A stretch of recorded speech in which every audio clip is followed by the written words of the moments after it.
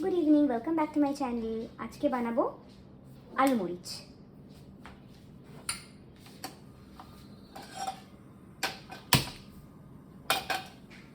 दिए दिच्छी सादा तेल।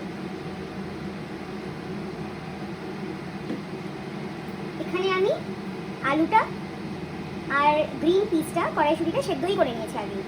ভেরি ইজি, খালি নুন আর গোলমরিচ দিয়ে পুরোটা হয়ে যাবে।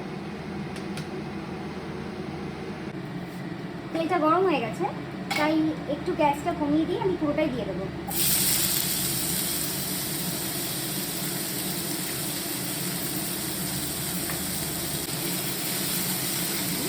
গ্যাসটা বাড়িয়ে দিচ্ছি।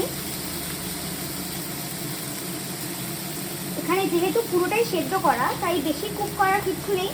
আগেই দিয়ে দেবো নুনটা পরিমাণ মতো।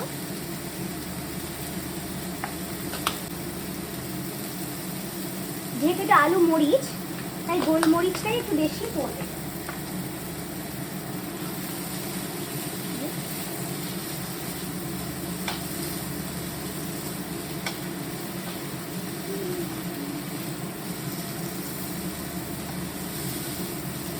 দেবো একটু স্বাদ মতো চিনি, সামান্য।